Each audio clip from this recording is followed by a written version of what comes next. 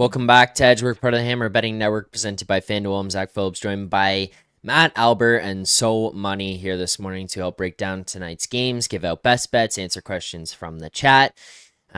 Before we get into any of that, and we'll get into some futures here today too, I do want to open the show with something that needs to be addressed, because if it's not today, then we're going to have a couple of days between it, and then it gets old news, and then by Monday it doesn't even matter. So Money. Did JT Miller go full Pierre-Luc Dubois last night? Wow. I know that sigh. I've done that sigh about 20 times to open a show this year. I've also asked so many questions and heard him do that sigh before. Yeah, I've been there, done that. Yeah, I think so. I think that he has. I think he's checked out. And what's he is a talk it guy, right? When JT Miller is on his game, he's the type of player that talk it loves. So when you have a situation where Talkett is limiting his minutes, he's not putting him out in the situations that he's become accustomed to, both in his career and in his Canucks career as well. The writing's on the wall. I think that he is going to get traded. I think that between the two of them, him and Pedersen, it is JT Miller that pretty much has to go. You wait as close to the trade deadline, or I mean, just before the trade deadline, and you do it. My concern is that I don't want this team to be in a situation where they think that they can make the playoffs, and then we'll talk about the playoffs later. But the Canucks are not going to be part of it, and I think we need to come to that realization quickly. And even if they do make the playoffs in that second wild card, what are they going to do against Dallas or Edmonton or Vegas in the first round, or Winnipeg in the first round, right? Like they're just going to get killed. So I think at this point you start looking towards next season. We have Hughes and Hronek. Hopefully you do need a center for JT Miller, and you do need a top four defenseman, right? Whether it's a number 3 or a number 4, you do need to bring that in. So, and I mean, some of the stuff he's doing out there, like Talk had mentioned it after the game, he was more diplomatic about it, in the sense that he said that there's some guys who are making reads that they're not supposed to, and then a few minutes later he was specifically asked about Miller, and he said that Miller is not making the correct reads and he needs to look at himself, right? So yeah, it's not just about the reads. Like it's been a few games now where he's just not there, and you can see it on the ice. It's very obvious. Whatever that absence was, like we still don't know, and like frankly, like if it's personal, we don't need to know. But there was something there with the team and Miller, and I think that leading up to that point, and definitely after that point, he's just not there. He's completely checked out, and it's cascading through the team now. And that's really tough to see. I'll just say something, and I was thinking about this yesterday when I was watching this all unfold on social media, and watching these clips of them and everything. If it's personal, obviously this is a completely different issue. If something is going on that's weighing on him on and off the ice, then that's one thing, and that's something that I can't comment on and don't have that insight into. But if this is I mean, the rift between him and Pedersen is public. It's very well known at this point, and there seems to be some type of friction between him and maybe some other guys in that room, or whatever it may be. If that's what this is, and this is leading him to act and play this way, for a guy who prides himself on being a fiery, fierce competitor, and never giving up, or whatever else adjectives you want to throw at the guy to describe him, this is pretty pathetic behavior. Like, honestly, and I know other people like Connor in the chat bring JT Miller to the Devils, and other people are out there saying, bring this as a guy we'd want on our team, and this is a guy we'd be dying for on our team. I mean, maybe it's a situation where he goes somewhere else, and it's all sunshine and rainbows and everything's great for him, but kind of feels like this is like a little bit of a cautionary tale with the guy, because he's gone around a few different places. He's Happened caused before. some issues in a few other places that he's been in. And at the end, it kind of always turns out to be this same sour situation where people get fed up with him. He gets fed up with people. And then he kind of flips the double bird to everyone on the way out as he kind of just gives up and does this. I think that's. I just can't like wrap my head around a mentality like that where you just give up, and especially Well, with what he prides himself on as this guy who is so fierce and whatever it may be. yeah, and I mean, like we all have people in our lives where I like to call them front runners. When things are going great, you love to be around them. They love to be around you, and then like everything is great. When there's adversity in life, when things get tough, that's when they start checking out. I'm not just talking about hockey. I'm talking about in life in general, right? Like they're when things start getting tough, their personality changes. They're unable to persevere through things. And he's that kind of personality, right? Like he needs to be on a team that's winning, that's successful, and he can. I don't think he has to be the man on the team, but I do think that um, we like to we like to say that it's his fierce competitiveness, um, but he's a front runner, right? Like when things are going great, he's there, and Yep. then as soon as shit goes wrong, that's when you start seeing the true personality come out. Yeah. Um, yeah, I don't know. It's just an interesting situation to you watching. I feel for you, so money. You're the one who's having to live through it. I saw you tweet last night. Remember when the Canucks were fun? I mean, it's just like having to watch that go on has got to be pretty infuriating on a nightly basis. But we'll get into the games here today, a few of them on the schedule, so we'll dig into that. And then I know So Money's got some futures to get to here as well. But before we do any of that stuff, you guys know it, and if you don't already, with FanDuel, you can turn a little hockey hunch into something even more. FanDuel is the hottest same-game parlays found on the Parlay Hub. Lace them up and follow your bets with player prop tracking or bet on the fly with the Pulse. Make every NHL watching experience more with FanDuel, North America's #1 sportsbook. Right now, new customers kick off the season with $200 in bonus bets. That's right, $200 in bonus bets guaranteed. Just place any $5 bet and you'll get $200 in bonus bets regardless of if your bet wins. Please play responsibly. You must be 19 plus, physically located in Ontario. Gambling problem, call 1-866-531-2600. 1-866-531-2600. Visit connectsontario.ca. I mean, I guess we also buried him. I want to hear about his thoughts on something here, but so as we get into these games, Alber, are the Rangers back? Oh my God. It's only took us 44 games to win a game that they were behind after the second period this year. It's crazy. So back. Vibes are high. You're back. Right. We're back. I still am cautious. I'm not very optimistic as far as like, are they going to go far in the playoffs? Like, I still think the answer is no. They still have a lot of holes. Like when they do kind of play some of those better teams, especially kind of when you get towards a playoff series, like if they get in that, they're going to get exposed on the back end. Like their decor is still very weak. And they're still not getting quite enough from the skill forwards up front. But like right now, their depth guys are carrying them. And they're definitely like, at least to kind of go back to the JT Miller thing, like the Rangers look like they give a shit right now. Where a month ago, like I was saying the same thing, like it didn't look like anybody cared.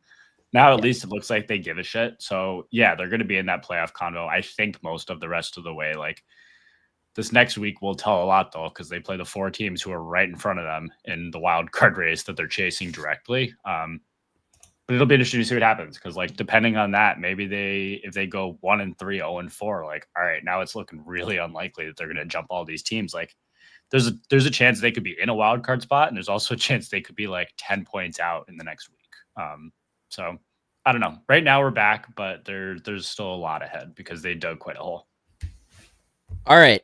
Let's go to the games here today. We got 2 of them and then some futures. So we'll start with the Vegas Golden Knights and Carolina Hurricanes. Vegas plus 136. The Canes minus 164. 5.5 the total right now. Minus 128 over. Plus 104 under. So money. Any interest in Vegas, Carolina here? Yep, I just bet Vegas. I was waiting for the Carolina money to come in, which it does every morning. I like Vegas at actually last night's number as well, but I just knew that Carolina would take money, so there was no point betting it super early. So I waited. We got the number that we needed. I got the plus 145. I do like it. I do like it down to plus 132 ish. Yeah, it's I'm fine with the way Vegas is playing. Yeah, they go through their ups and downs sometimes, and but on the road here against Carolina, even though I like Carolina as a team, I just don't think that how I just don't think that they should be this much of a dog right now. Obviously, I'm higher on Vegas than most, and I fully acknowledge that. I had them winning that division. I have them challenging for the President's Trophy. Like, I think that this is a complete team when Samsonov is not in net. Yeah. But yeah, I'm fully on Vegas, and Kochetkov's going to start today. Yeah, it's just a numbers play. I think it's gone too far. Carolina always gets bet in the morning, and then we just like to see how much they've been over adjusted. And Alber, you agree with this play? Yeah. Yep. No, same as yesterday. That's kind of my reaction. As I wasn't really expecting him to come on and say this. Yeah, Vegas, I've touched on it. I'm definitely higher on them than the market is. Carolina, I know I'm lower. You put these two teams together, it's not shocking that I end up finding value in Vegas here. Yeah, they've been playing really well. I'm happy to take the plus 130, 135 here. Vegas money line, double best bet there. First bet of the day. We go So Money and Alber both so on well Golden lately. Knights. May as well just do another one, right? Why not? Why not? Why not us? It's year of confidence. Larry, let's go next and final game of the day. The Penguins and the Sabres. Pittsburgh plus 110. Buffalo minus 132. 6.5 total plus 106. Over minus 130 under. Alber, lead us off on this one. Pittsburgh, Buffalo. Any interest? Yeah, I'll do this and then I'll chirp Moretto after. I just think it's crazy that we're at a point that Buffalo is now laying kind of these numbers against really anyone, kind of with the way they were playing a little while ago. I'm happy to step in front of it and take the Penguins. It's gross. I hate it. I don't think the Penguins are any good, but especially kind of where you're seeing, plus 110 there. I see plus 115s, plus 118s. I just don't. I can't trust the Sabres kind of in this spot. So even though I don't think the Penguins are good, I do think they've been playing better than Buffalo lately. I just can't get behind Buffalo kind of laying minus 130, minus 135. So that's really all it is here. Plug your nose. I'm not going to watch a second of it and just hope it wins. So Money, as I'm about to lock this in, before I do you have any disagreement on this one? Yeah, I do. I'm just waiting to. Pittsburgh took a bunch of money that's brought Buffalo back into range here. I needed them at minus 130. I think that I'm getting them now. We're seeing below 130s right now. I'm just curious to see how much farther this goes. I do like the Sabres here. I think that Pittsburgh is not only are they very bad, I think that this iteration of the Penguins team in this era is probably the worst team that they've had. They can't play defense even though they're trying to. They are playing better in general. I do agree with Alber on that, but it's not to a point where I would want to get in, where I would want to back them at this point. So I am going to be on the Sabres. It's just a matter of market timing and pricing right now. Yeah, I'm actually ready to bet them right now. I think that that's the end of the Penguins money here. Yeah, so up to minus 130. I'm good on the Sabres here. So Money has seen his recent 0-3 head-to-heads against me and said, we got to get rid of this one. We got to get rid of that streak. You know what? I don't blame him. I don't blame him. So is it kind of my strategy? Is it 0-3 now? I believe so. Okay, that What needs to was the change. one? I think Oh wait, what was the result of this game? I forgot to put this Caps one in. won. Caps won. Yeah. So yeah, you're 0-3. So go head to Okay, head. There you go. okay, so Add that that He one might to win. the He might sheet. win that Ottawa one. He might get that Ottawa one home. Don't say that, please. Okay, so we'll I add hope another not. one here, and we will go head to head on Pittsburgh and Buffalo here for the sheet. We'll see where we're at the end of that come Monday. Okay, let's take a look here at futures before we wrap up this show. So money, there was a couple that you have bet before you got here today that you were interested in discussing. Yeah, I just want to. Sorry, I should have been prepared for this. I just want to bring up the most current lines at FanDuel right now. You're good. I'm pulling futures up here as well myself. Okay, so team to make the playoffs. Okay, let's start in the East first. So we know who the top six teams are going to be, right? Mhm. Like that's a given. It's the three teams leading the. It's the top three teams in each division right now. I don't think that's going to change. I don't think that um, any of them are in any jeopardy to miss the playoffs. Then you look at the bottom two teams, right, and that's where I see a lot of that's where I see a lot of value here. Um, Boston, I think Boston is a mirror image of the Canucks right now. This is a team that if they don't get elite goaltending every single night, um, they're just not competitive. And and so I do think Boston misses the playoffs this year, just like I think the Canucks miss the playoffs. So now that leaves two open spots there. Columbus, I like Columbus quite a bit. I think that they can challenge for that wild card, and I actually do think that Columbus is going to stick around. They'll ultimately fall short. Ottawa is going to get one of those spots. Sorry, guys. Ottawa's making the playoffs. They are going to get one of those two spots. That leaves one spot between Montreal, He's Detroit, gonna do it. Philadelphia, Rangers, and yeah.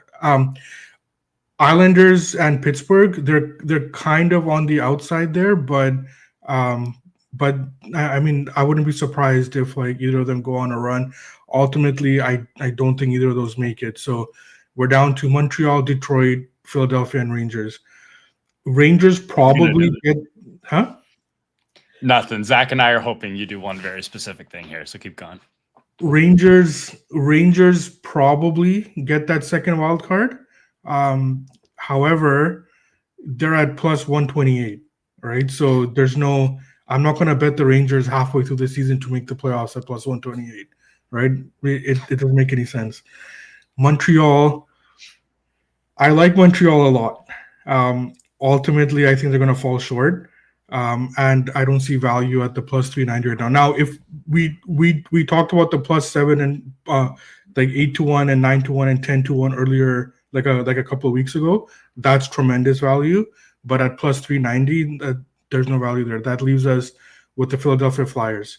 It has gone down a bit, but even at the plus 560, Have I you think betted already? So money?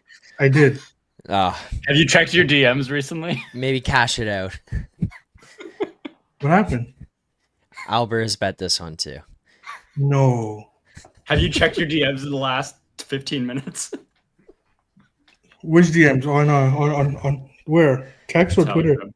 or Telegram. wait, or on Telegram? Did you message me? Oh no. Oh, I see your Has me message now. blocked. 11 minutes ago. See, this is not like I'm not going out of my way to do this. This is happening naturally. This is great. Wow. So he This did is text amazing. me 11 minutes ago. I'm not gonna read the text, but yeah, he said that he's on the Flyers. Awesome.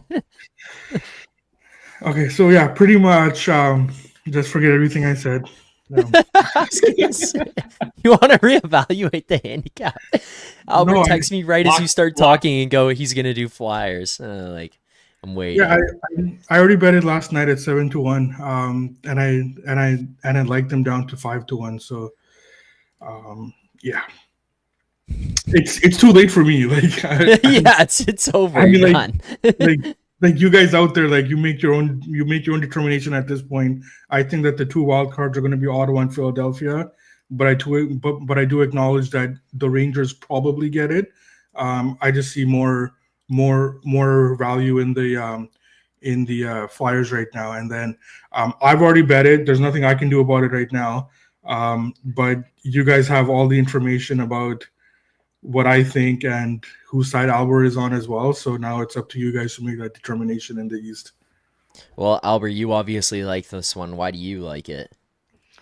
Yeah, so I think he kind of did a really good job of summing up why this is the play, right? Like I don't agree with him on Columbus. Like I'm looking for every spot I kind of can to fade them coming up. I know Moretta was kind of saying similar things yesterday. So I on the Columbus, like I know we disagree. Yeah, the Rangers probably stick around, but the Rangers aren't plus 560. Like I just think like with the Flyers too, you kind of look at it like you don't really look at their kind of roster and their contract situation and see any guys that you really look at and go, okay, they're going to make their team worse here. Okay, when you start to look at some of these other teams, okay, they may sell off pieces here. Like even the Rangers, I wouldn't be shocked if they sold a couple of their UFAs, even as they kind of try to get here, just kind of realizing that they're not contenders. So like that wouldn't really shock me. It's a numbers thing, right? The Flyers are good. Like, I don't think the Flyers should be a bigger number to make the playoffs than Montreal and Columbus at this point, even kind of with Columbus where they are. So, yeah, I do like the Flyers here, plus 560. And it's definitely not because Moretto's bet the Flyers in 3 straight games. And we've seen from the Flyers too, right? They can play with anybody, even when they're not getting the results on the scoreboard. They're still there against anyone. They do have their clunkers against. Um, I believe they had a game against the Kings, and they had like a bad game against the Penguins as well. But but that kind of stuff happens. And Montreal too. Montreal can play against anybody too. And I love the swagger coming out of the Habs dressing room. Like I don't know if you guys caught um, the interview last night. Slavkovsky, he was saying about Dobish how he gives up everything in practice, but uh, but during a game he's such a gamer, right? Like I love stuff like that coming out of dressing rooms, and I think that the Habs have that swagger, but again, like not they don't have the plus 390 halfway through the league, halfway through the season swagger. So Right. I mean that's the only reason why I wouldn't bet the Habs at this point. But the Flyers are going to stick around, and as long as they get Urson in goal, giving them above average goaltending, he actually gives them good goaltending. So I think that the Flyers are alive to make the playoffs. Yeah, so like just kind of my last point on this is like this is kind of the Tortorella effect, right? Like, and I know why a lot of people don't like him is that he will kind of cap your ceiling when you have a really good team, which Yeah, is fair, and I think that's very much a real thing. But on the other hand, he will always get the most out of less talented teams. So a team like this, I mean, you saw it in Columbus for a number of years when they didn't have the best rosters a lot of those years. And now you're kind of seeing it with Philly. Like he got the most out of that roster last year when everyone was expecting them to be contending for the number 1 pick. And he's kind of doing it again with what is a solid forward group, but like nothing special. yeah, The one worry kind of with this that I would have, but again, we're kind of betting into plus 560s. Like we're not saying this should be a coin flip. Is you did see Harrison really run into a wall last year where he just clearly became fatigued with all the games he was being asked to play. Hoping that this year maybe a little less, just kind of with the fact that he has played a little less. But kind of maybe with that year last year, he will be kind of better conditioned to finish the year out. So that would be kind of my top concern with this. But again, kind of having gone through it, just kind of hoping that he is now kind of able to take on that advanced workload. But no, this is definitely a team I'd like to stay competitive the rest of the way. yeah, and that's one of the other reasons why I like the Flyers in general coming into the season too. Is that they were right here last year as well. They were sticking around last year. They were playing very similar. They were playing a very similar brand of hockey. They were, and they were getting results against everybody, and then the whole team collectively ran into a wall. And If I, usually, sorry, go ahead. if I remember correctly, they were like minus 600 to make the playoffs with like 2 weeks left, 3 weeks left. Like Yeah, yeah, they were there in April. and then they just completely, the bottom fell out. They went, I'd have to go back and look. I want to say it was like 1-11 in their final 12 or something along those lines. Yeah, and like that's not uncommon for a younger team trying to push through for the first time. But what we usually see is that when stuff like that does happen, they do usually break through the next year. So I think that this is the year that the Flyers probably are able to break through. And that's the concern I have for the Habs as well. As much as we like the Habs, they're a young team trying to push through for the first time, and that's pretty uncommon in this league. It was 2-9 final 11. What it was too. Oh, okay. Are there any other futures that you guys have here? Yeah, I bet one more in the West. Should we find out if Alber has anything before? Yeah, he's good. This? He said West. We're good. If he said East, I was going to interrupt him and go first just to make sure that I didn't do it again. Okay. So in the West, we have our 7-team set, right? I don't think there's any. Minnesota is a team that could have struggled. Oh, Habs recent Stanley Cup runners up. I mean, that was the COVID year, right? So I mean, I'm not discounting it completely, but I think that we do need to have that context in there.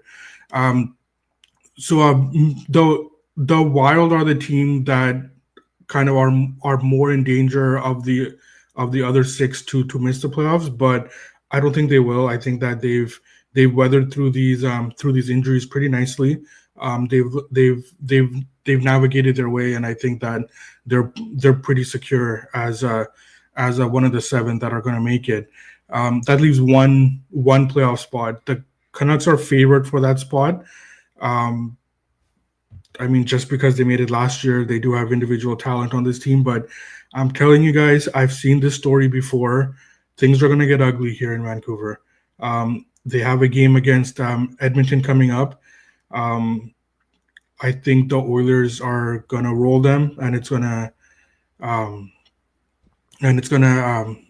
get bad. I've seen this story before. There's all the issues now are deeply rooted in the team. It's all through the dressing room. There's multiple little issues that are coming up now as well. Management doesn't have a pulse on it, and the coaching staff is losing control of the dressing room right now. So I think that the Canucks aren't going to make the playoffs this year. Now, in terms of where we are, so Chicago, San Jose, Nashville, Seattle, Anaheim, and Utah, they're all grouped into one. I think that any of them except Chicago, and probably except San Jose, all the other ones are capable of going on a run. But if they do, I just don't think that it's going to be enough to get to the point threshold that they need. That leaves us Calgary, Vancouver, St. Louis. Calgary is intriguing. I do think that Calgary is going to stick around, but they will fall short. That leaves the Blues. I did bet the Blues last night. Sorry, Moretto. The Blues are going to make the playoffs this year. They're going to get that. They're going to get that second wild card. They're at plus 470 right now on FanDuel. Yeah. I'm good with that. Just like I bet the Flyers last night, I bet the Blues as well. Alber, what do you think about that? Adding the Blues to the sheet here. I love it just because I already hope it wins, and now I can chirp Moretto, and somebody can join me in that if the Blues make the playoffs. So I'm very pro that. I agree with a lot of that. I definitely kind of agree with like the Vancouver's going to fall out, and especially if they do look to maybe trade a JT Miller or something and kind of build for a year or two down the road, like that really opens it up.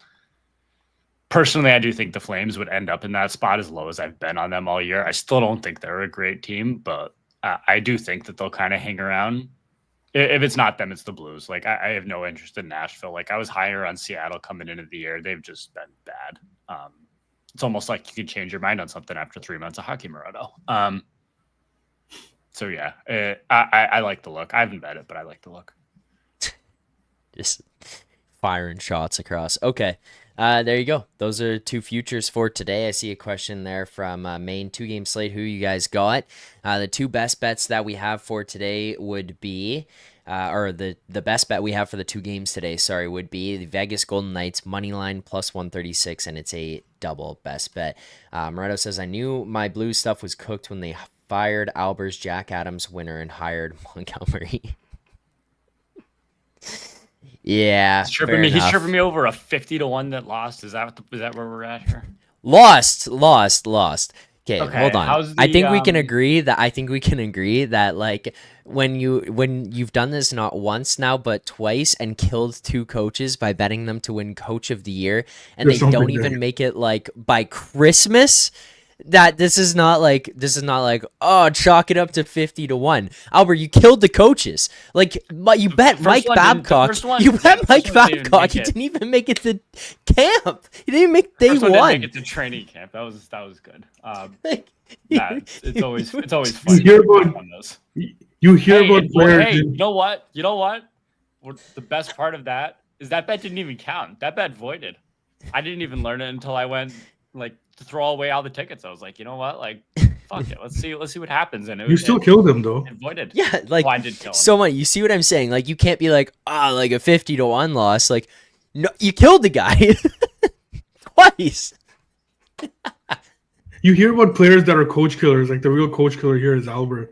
Yeah, like you bet that thing. What date did we lock this in? You bet. Oh man, I'm looking at Moretto, so that's not gonna help me. Yours, Drew Bannister. You bet it It on was the season preview day. that we did October it all. 7th. Yeah, October 7th. It lasted like 2 months. Not even. That's horrific, man. Like you ended the guy's coaching tenure. Like you ruined his life, man. How does that make you feel? You also have Lindy Ruff, Sleep Jack just fine. Adams. he also he might quit. Let alone get fired. That guy hates his life right now. He might quit. Yeah, who He's wants to gonna coach in Buffalo right walk now? out of there. Oh my god. You ended him. All right, there you go. That's it for I'm today. I think we took 6 bullets, 5 bullets on the Jack Adams this year as a show. I don't think any of these are getting home. Hate to say it. But I think we're going winless on that front. Travis Green. I'm looking here what our Jack Adams are. Patrick Waugh. That's probably definitely not getting done. Travis Green, Drew Bannister, Lindy Ruff. Lindy Ruff's got better or same odds as Patrick Waugh at this point, so I don't think either of those 2 are getting home. I think that's it. Travis Travis Green at Green 100. probably, he probably shouldn't be. Tortorella. Travis Green at 100-1 is the closest. Yeah. That's sad. Tortorella. And he probably 100-1. shouldn't be 100-1 at this point. I definitely don't think Tortorella should still be 100-1, but we've already gone into the whole Carberry thing before. It's a Spencer Carberry show at this point, and Yeah, there's no way around that. It's what it is. It's what it should have been last year, but lit those tickets on fire. It is what it is. That's it for the show here today. Appreciate everyone who tuned in. Appreciate everyone who's followed along for the last couple of years. As you guys know, as I said yesterday, this is final show for myself, so thank you guys all very much. Appreciate Somani, Alber, Moretto for being alongside through all of it. It's been an absolute blast, but the show continues on. Moretto will be in the host chair. I think even Alber at some points will be in the host chair, so that should be exciting over the next couple of months to finish out the season. Thank you guys all, as always, for the support, for tuning in. It's sad. Yeah, we're gonna miss Zach for sure. It's been a lot of fun, and it definitely won't be the same. And I know nobody realizes kind of how much work goes into this, and obviously putting up with us for 45 minutes a day, I'm sure is kind of fun more than anything. But I know it takes a lot of work to do something like this, so I know we appreciate all the work that Zach's done here. We appreciate you, Zach. Gonna miss Thank you, you. but All right, let's get out of here on that. Thanks to everyone who tuned in as always. Enjoy the games this weekend. Good luck on your bets, and see you back here on Monday.